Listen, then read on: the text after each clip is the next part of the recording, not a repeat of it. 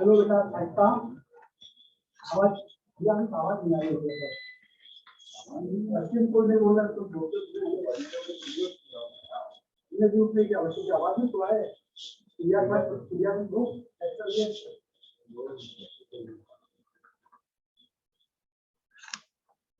वही बस यूजर सबको हम कैसे होते हैं यूजर पैसा अपना मोबाइल अपना मोबाइल पर बच्चे जाते हैं दूसरे काम हमें जूम लिंक शेयर करना बच्चों के पास ये जूम लिंक शेयर करना वो विचार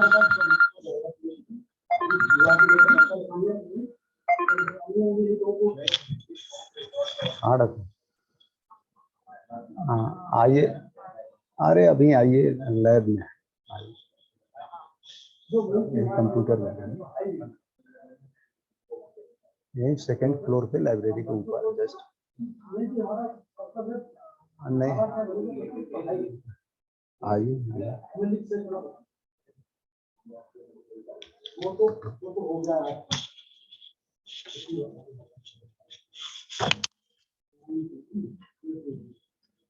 अभी ये वाली चलो उसके बाद बता देंगे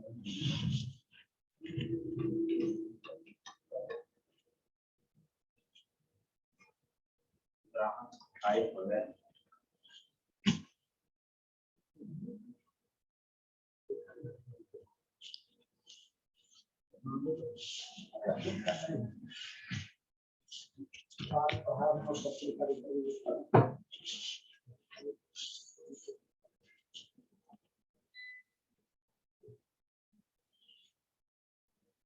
हेलो बेटा आवाज आ रही है साइस्ता हेलो बेटे नोट मान लीजिए आपकी आवाज आ रही है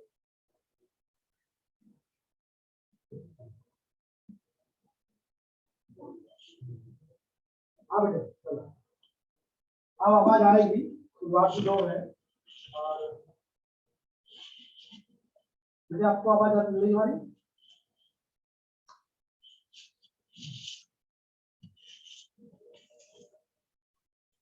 हेलो हेलो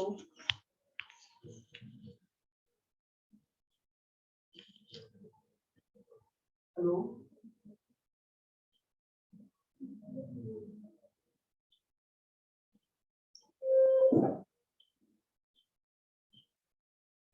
हेलो बेटा चलता आवाज आ रही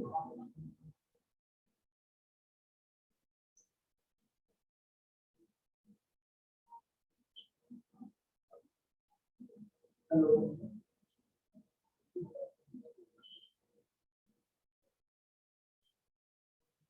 हेलो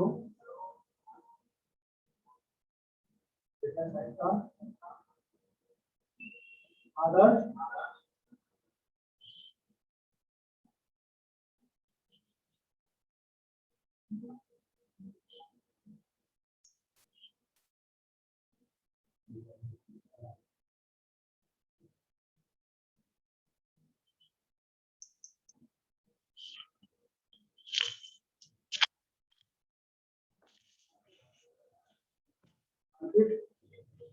आवाज आ रही है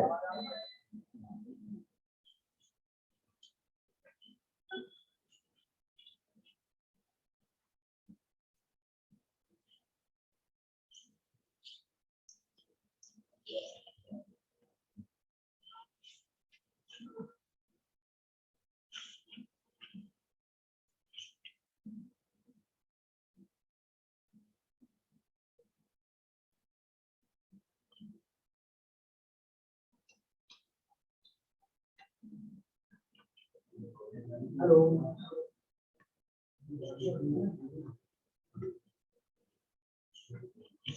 ऐसा बात छुपा रहे हैं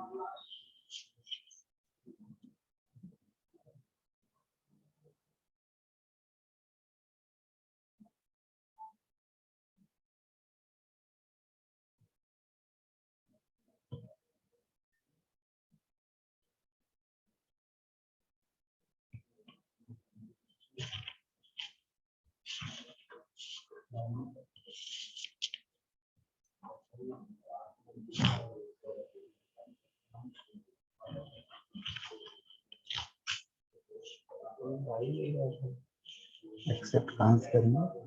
वहाँ जब आएंगे ना ऑप्शन आएगा, जैसे म्यूट कर रहा है, मोड कर रहा है, ऐसे सब पे आएगा एडमिट और अच्छे आएंगे। तो इसी से हो जाएगा ना। हाँ यहाँ टाइमिंग क्या बता रहे हैं? कब कब से टाइमिंग हो रहा है? ये सर हो रहा होगा 10 मिनट तक। अभी ऐसे दिखाया जा रहा है, अभी रिकॉर्डिंग पॉज कर देते हैं, जब बच्चे आ जाएंगे स्टार्ट कर लेंगे।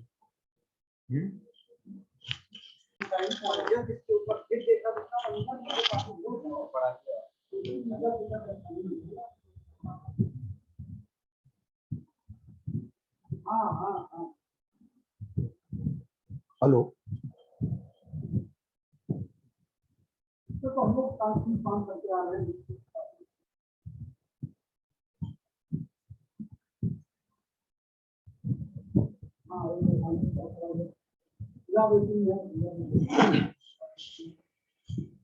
हेलो,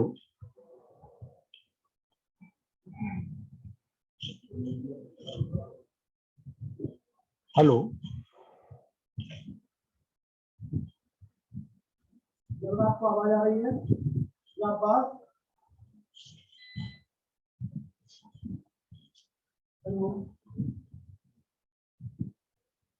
आवाज आ रही है? हेलो,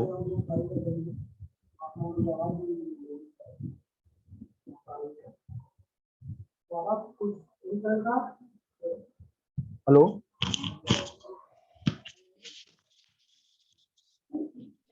हेलो,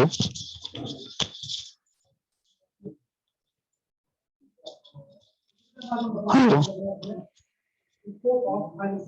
हाँ देखें, आज हम चर्चा करेंगे भारत में आर्थिक नियोजन, इकोनॉमिक प्लानिंग इन इंडिया, उसकी आवश्यकता क्या है, उनके उद्देश्य क्या है एवं व्यूहरचना क्या है। नीड, ऑब्जेक्टिव एंड स्टडी, यानी आर्थिक नियोजन के अर्थ की अगर हम बात करें तो सर्वप्रथम आर्थिक नियोजन का अर्थ एवं परिभाषा होता क्या है, इसके संदर्भ में अगर हम चर्चा करें तो निश्चित रूप से आर्थिक नियोजन एक व्यापक शब्द होता है जिसकी परिभाषा भिन्न भिन्न अर्थशास्त्रियों ने भिन्न भिन्न तरीके से प्रस्तुत किया है। जो प्रोफेसर डाल्टन के अनुसार व्यापक अर्थों में आर्थिक नियोजन विशाल साधनों के संरक्षण द्वारा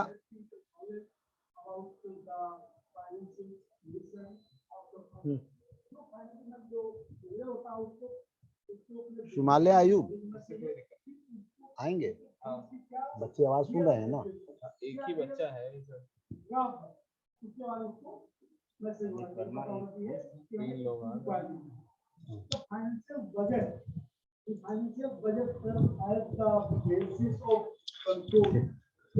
यानी हम व्यापक अर्थों में आर्थिक नियोजन एक विशाल साधनों के संरक्षण द्वारा एक निश्चित लक्ष्यों की प्राप्ति हेतु आर्थिक क्रियाओं का एक सचेत निर्देशन होता है और जिसमें हम यह कह सकते हैं कि श्रीमती वी वुडसन के शब्दों में अगर हम देखें तो आर्थिक नियोजन एक ऐसी पद्धति है जिसमें बाजार तंत्र का प्रयोग जानबूझ करके इस प्रकार किया जाता है कि ऐसा ढांचा बने जो कि उसकी स्वतंत्र छोड़ने पर बसने वाले ढांचे से भिन्न हो। यानी कहने का तात्पर्य हम आर्थिक नियोजन एक ऐसी पद्धति अपनाएं जिसके माध्यम से हमारी जो कार्य योजनाएं हो वह समुचित ढंग से क्रियान्वयन किया जाए, और साथ ही साथ यह भी देखा जाए कि कम लागत में समय के अंतर्गत उस कार्य का संपादन करना। और दूसरी बात आती है हमारी भारतीय योजना आयोग की यह राय है कि भारत में आर्थिक नियोजन आवश्यक रूप से सामाजिक उद्देश्यों के अनुरूप साधनों का अधिकतम लाभ हेतु संगठित एवं उपयोग करने का एक रास्ता है या मार्ग है, जिसके माध्यम से हम भारत में आर्थिक नियोजन की स्थापना कर सकते हैं। और दूसरी बात होती है, यानी आर्थिक नियोजन की जो परिभाषा है, उस परिभाषा के संदर्भ में अगर हम देखें तो आर्थिक नियोजन निश्चित रूप से निश्चित लक्ष्यों की प्राप्ति के लिए आर्थिक क्रियाओं का एक निर्देशन है। दूसरी बात होती है, यह एक पद्धति या प्रणाली होती है जिसमें विपणन यंत्र को एक निश्चित ढांचे की प्राप्ति के लिए जानबूझकर के हम उसे काम में लाते हैं। और तीसरी बात यह होती है कि सरकार के कार्यक्रम की एक रणनीति, एक व्यूह रचना हो। और चौथी बात यह होती है, इसमें राज्य द्वारा हस्तक्षेप किया जाता है, जिसका उद्देश्य सामाजिक प्रक्रिया को ऊपर उठाना होता है। यह साधनों का अधिकतम उपयोग करने का एक ऐसा अनोखा तरीका है जिससे कि सामाजिक उद्देश्यों के अनुरूप समाज का विभिन्न साधनों का समाज का उपयोग करके हम भारत में आर्थिक नियोजन की गतिविधि को और संचालित कर सकते हैं, अच्छे ढंग से संचालित कर सकते हैं। हमारे यह भारत में आर्थिक नियोजन का यह मोटो होता है। और दूसरी बात यह देखने को मिलती है कि इस प्रकार आर्थिक नियोजन से अर्थ एक संगठित आर्थिक प्रयास होता है, जिसमें एक निश्चित अवधि में सुनिश्चित एवं सुपरिभाषित सामाजिक एवं आर्थिक तथ्यों के प्राप्ति के लिए आर्थिक साधनों का विवेकपूर्ण ढंग से समन्वय एवं नियंत्रण किया जाता है, जो कि भारत में आर्थिक नियोजन की परिभाषा को हम इस प्रकार से देखते हैं। अब यहाँ पे प्रश्न ये उठता है कि भारत में आर्थिक नियोजन के उद्देश्य क्या हैं, इनके क्या लक्षण हैं, क्यों आवश्यकता हुई कि आर्थिक नियोजन की विशेषता या लक्षण से हम कैसे आर्थिक नियोजन को पहचानेंगे। यानी सर्वप्रथम यह देखा जाता है, यह जो आर्थिक परिवेश में लक्ष्यों एवं प्राथमिकताओं का निर्धारण करना एक प्रमुख बात होती है। और आर्थिक नियोजन का मुख्य विशेषता यह होता है, एक निश्चित लक्ष्यों को निर्धारित करके लक्ष्य प्राप्त करने हेतु हम खूब सोच समझ करके विचार करके उस कार्य को कार्य के रूप में परिणित करते हैं। फिर उन लक्ष्यों की प्राप्ति हेतु विकास एवं प्राथमिकता को हम वरीयता देते हुए अपने को कार्य करते हैं। और यह क्रियान्वयन निश्चित रूप से यह क्रम लक्ष्यों एवं प्राथमिकताओं का निर्धारण करते हैं, जो कि आर्थिक नियोजन के प्रमुख विशेषता देखी जाती है। और दूसरी बात यह देखने को मिलता है, संगठित प्रणाली। यह एक संगठन होता है जिसके माध्यम से आर्थिक नियोजन के लिए एक संगठित प्रणाली या ढंग के रूप में कार्य किया जाता है। यह प्रणाली स्वतंत्र उपक्रम प्रणाली जैसे पूंजीवादी की वैकल्पिक पद्धति होती है, जिसके माध्यम से यह संगठित प्रणाली के अंतर्गत आर्थिक नियोजन का संपादन किया जाता है भारतवर्ष में। और प्रश्न तीसरी विशेषता यह है, केंद्रीय नियोजन व्यवस्था, यानी यह प्रणाली आर्थिक नियोजन के अंतर्गत नियोजन का कार्य केंद्रीय नियोजन प्रणाली करती है या केंद्रीय नियोजन प्रणाली को सौंप दिया जाता है। यदि संस्था या संगठन योजनाएं बनाती है एवं उसे समन्वय स्थापित करती हैं और कार्य के रूप में परिणित करने की व्यवस्था लाती है, तो निश्चित रूप से केंद्रीय नियोजन व्यवस्था का एक क्रियान्वयन हमारे नेशनल प्रक्रिया के अंतर्गत किए जाते हैं। और चौथी विशेषता यह होती है, एक निश्चित अवधि होती है, यानी कार्यों का एक लक्ष्य निर्धारित किया जाता है, वह कार्य हम समय से संपादित करें, यह आर्थिक नियोजन की विशेषता के अंतर्गत देखी जाती है। यानी आर्थिक नियोजन एक निश्चित अवधि के लिए होता है जिसमें निर्धारित लक्ष्यों को प्राप्त करने का प्रयत्न किए जाते हैं, जो कि एक निश्चित अवधि के अनुसार। तीसरी नेक्स्ट आपकी विशेषता होती है, यह सरकारी कार्यक्रम होता है, यानी हमारी भारत की आर्थिक नियोजन एक गवर्नमेंट की एक प्लानिंग होती है। उस प्लान के तहत हम आर्थिक नियोजन सरकारी रणनीति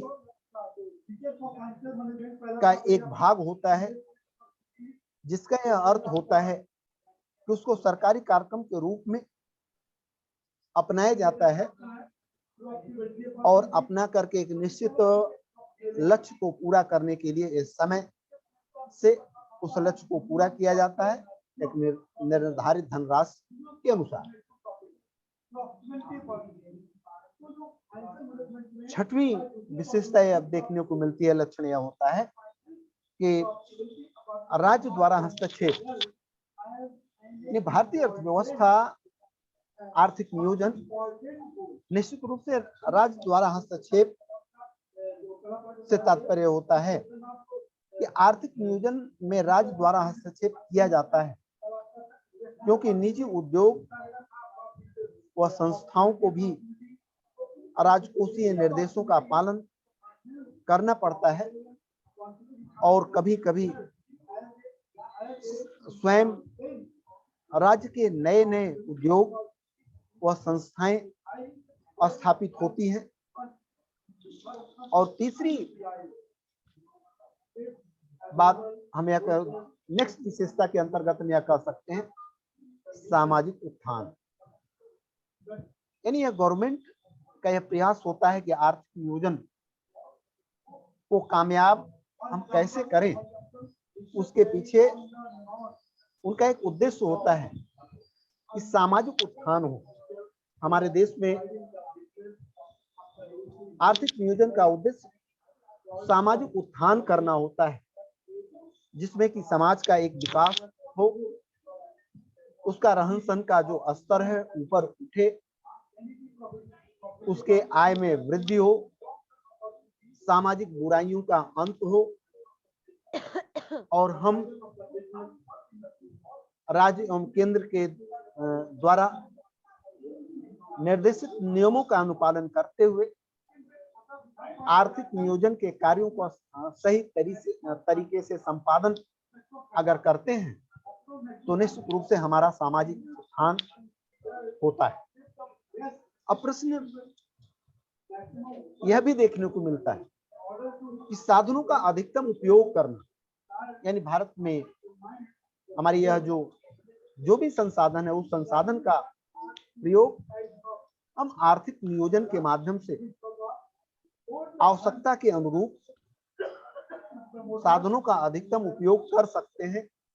यानी आर्थिक नियोजन का एक विशेषता यह भी होती है कि साधनों का उपयोग हमारा विवेकपूर्ण तरीके से होना चाहिए, ढंग से होना चाहिए, जिससे कि हमारा ये विकास, जो आर्थिक नियोजन का जो लक्ष्य है, जो मोटो है, वह निश्चित रूप से उसका उपयोग हम अधिकतम कर सके। और नवी विशेषता यह होती है, यह लक्षण होते हैं कि यह दीर्घकालीन प्रक्रिया होती है। यानी विकास अल्पकालीन प्रक्रियाएं नहीं होती हैं, विकास हमेशा दीर्घकालीन प्रक्रियाएं होती हैं। आर्थिक नियोजन एक दीर्घकालीन प्रक्रिया है जिसके अंतर्गत इसमें से एक के बाद एक योजनाएं चलाई जाती हैं, जिसमें आपस में दीर्घकालीन संबंध होता है। अल्पकालीन योजनाएं भी दीर्घकालीन योजनाएं का भाग होती है। इस प्रकार योजनाएं दूसरी योजना, तीसरी योजना के लिए, तीसरी योजना, चतुर्थ योजना के लिए यह क्रम जारी रहता है। यानी विकास का यह जो दौर है हमारा, निरंतर स्टेप बाय स्टेप हम अपने को विकसित करने के लिए, डेवलपमेंट की प्रक्रियाओं को निरंतरता प्रदान करने के लिए हमारा यह निश्चित रूप से आर्थिक नियोजन एक दीर्घकालीन प्रक्रिया के अंतर्गत देखी जाती है। और भारत में आर्थिक नियोजन यानी इकोनॉमिक प्लानिंग इन इंडिया की अगर हम बात करें तो भारत में आर्थिक नियोजन का जो इतिहास है दो भागों में, यानी दो भागों में विभाजित किया गया है। एक स्वतंत्रता से पूर्व, प्री इंडिपेंडेंस, और स्वतंत्रता के पश्चात यानी आफ्टर इंडिपेंडेंस। और यहाँ पे प्रश्न स्वतंत्रता के पूर्व की अगर हम बात करें, ये भारत में आर्थिक नियोजन की आवश्यकता निश्चित रूप से स्वतंत्रता के पूर्व की बात अगर हम करते हैं तो भारत में नियोजन की जो आवश्यकता है वह 1934 में ही बताई गई थी, जिसमें सर एम विश्वेश्वरैया ने अपनी पुस्तक प्लानेड इकोनॉमिक ऑफ फॉर इंडिया में प्रकाशित भारतीय जनता का ध्यान इस ओर आकर्षित किया कि 1935 के पश्चात ब्रिटिश सरकार ने प्रांतों को कुछ स्वतंत्रता दी है। अतः 1938 में पंडित जवाहरलाल नेहरू की अध्यक्षता में एक राष्ट्रीय नियोजन समिति का गठन किया गया, लेकिन यह समिति विश्व युद्ध छिड़ जाने के पश्चात कांग्रेस मंत्रिमंडल द्वारा त्यागपत्र दिए जाने के कारण कोई महत्वपूर्ण कार्य न कर सकी। यानी जनवरी 1944 में बॉम्बे के 8 प्रमुख उद्योगपतियों द्वारा मिलकर एक योजना बनाई गई जिसे बंबई योजना कहा गया या नाम दिया गया। और अप्रैल 1944 में साम्यवादी दल के नेता एम.एन. राय द्वारा एक जन योजना प्राथमिक प्रकाशित की गई, जिसके बाद 1944 में ही इस योजना को हम गांधी के विचार की योजना कह करके श्री मन नारायण अग्रवाल द्वारा, श्रीमन नारायण अग्रवाल द्वारा तैयार की गई, लेकिन यह सभी योजनाएं कागजी रही और इन्हें इसका कार्य रूप में परिणित नहीं किया गया, क्योंकि योजनाएं बनी, योजनाओं का संपादन तत्कालीन सत्ताधारी या उस समय के गवर्नमेंट द्वारा यह लागू नहीं कराया जा सकता, क्योंकि वित्तीय स्थिति के कारण और तमाम प्रकार के कारणों की विवेचना हम आगे करेंगे, जिसमें हम सर्वप्रथम एक योजना है जिसे सर्वविशेषरया योजना बोलते हैं। यानी यह आपका स्वतंत्रता से पूर्व की योजनाएं बनी थी, लेकिन योजनाओं का संचालन नहीं हो पाया, तो उस योजना में एक सर्वविशेषरया योजना का नाम दिया गया। यानी सर्वविशेषरया एक प्रसिद्ध इंजीनियर थे। उन्होंने 1934 में एक पुस्तक लिखी थी जिसका नाम प्लानिट इकोनॉमिक फॉर इंडिया। यानी इस पुस्तक में उन्होंने भारत के नियोजन आर्थिक विकास की ओर ध्यान को आकर्षित किया, जिससे यह योजना का कार्यकाल 10 वर्षीय का प्लान बनाया गया था। 10 वर्षीय योजना, इनका यह मुख्य उद्देश्य था कि हम अपने देश में देश की जनता के लिए राष्ट्रीय आय को दोगुना करना, औद्योगिक उत्पादन में वृद्धि करना, लघु एवं बड़े उद्योगों को समन्वित विकास करना, व्यवसाय में संतुलनों की स्थापना करना।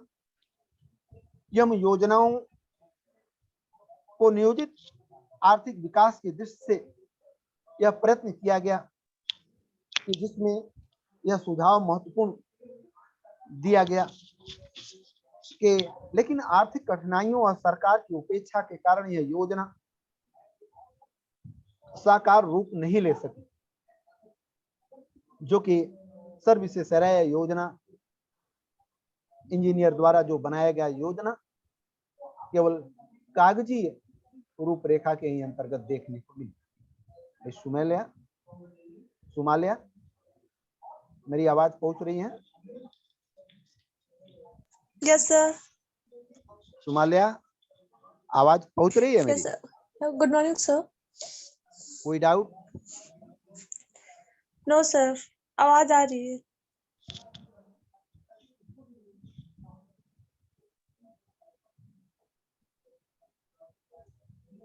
कोई डाउट? No sir. हेलो। यानी सर्वविशेषरया की यह जो योजना रही है, यानी सन 1935 में ब्रिटिश सरकार ने राज्यों को निश्चित रूप से कुछ स्वतंत्रता दी थी। अतः 1938 में पंडित जवाहरलाल नेहरू की अध्यक्षता में एक राष्ट्रीय नियोजन समिति का गठन किया गया, जिसमें देश की आर्थिक समस्याओं के अध्ययन के पश्चात कुछ सुझाव सरकार के सम्मुख रखा गया, जैसा कि सरकारी कृषि विकास, लघु एवं बृहद उद्योगों का समन्वित विकास करना, कृषि ऋणों की उपलब्धता कराना, मिश्रित अर्थव्यवस्था आदि इस तरह की व्यवस्थाओं को संचालित करने का प्रोफेसर सर्वविशेषरया सर का जो मोटो था, जो यह उद्देश्य था, निश्चित रूप से यानी 1939 में द्वितीय विश्व युद्ध छिड़ जाने के में कांग्रेस मंत्रिमंडल द्वारा इस बात दिए जाने के कारण इस नियोजन समिति के सुझावों पर भी कोई कार्रवाई नहीं हो सकी।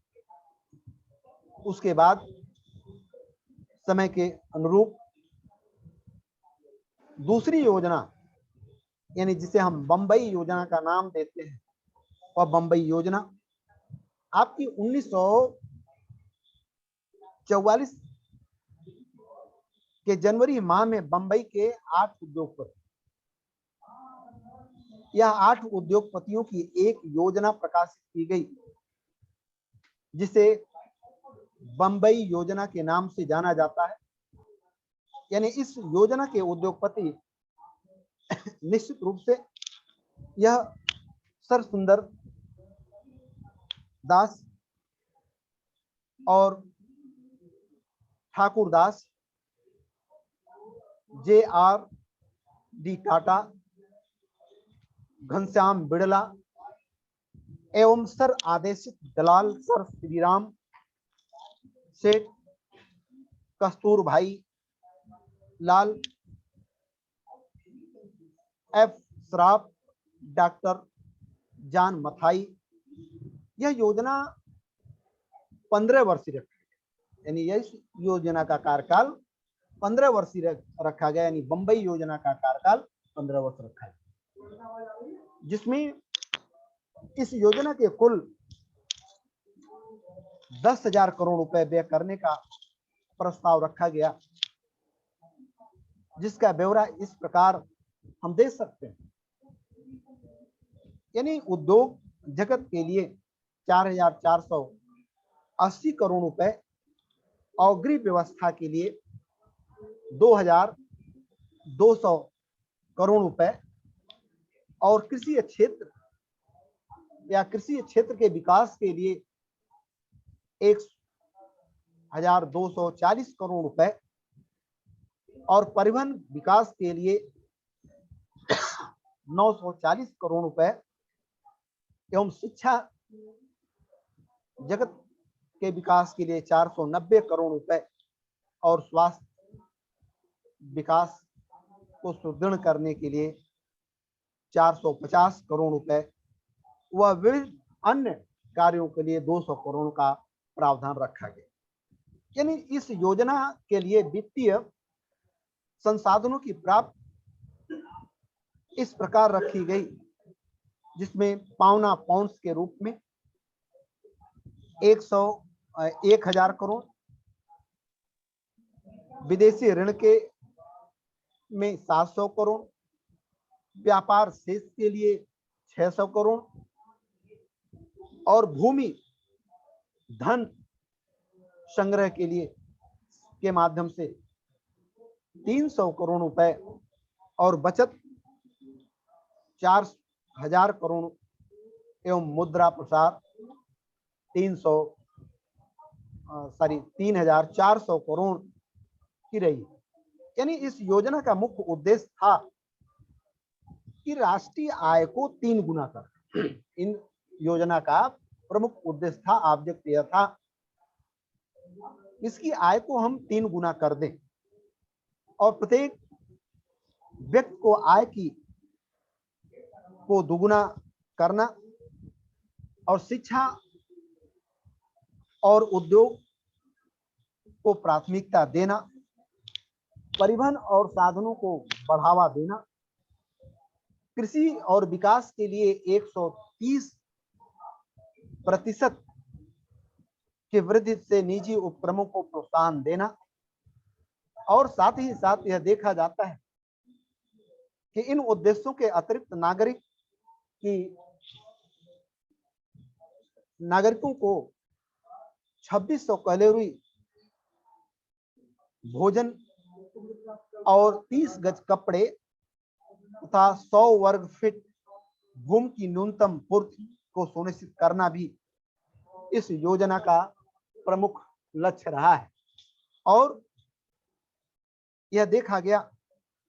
परंतु इस योजना को पूंजीवादी बताई गई, यानी 10 पूंजीपतियों ने इस योजना का संपादन किया था, योजना बनाया था, जिसके वजह से इसे पूंजीवादी योजना बताई गई, जिससे कि निजी क्षेत्र के अधिक यानी निजी क्षेत्र को अधिक बल दिया गया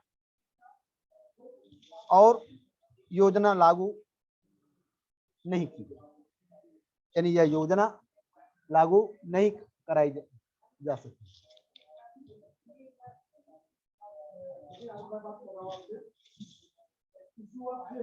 क्यों सुमैला आयोग, कोई क्वेश्चन है इसमें? No sir. सर हम लोग पढ़ेंगे फिर कल से क्वेश्चन करेंगे, कोई क्वेश्चन है? अभी हम लोग पढ़े नहीं थे। No sir.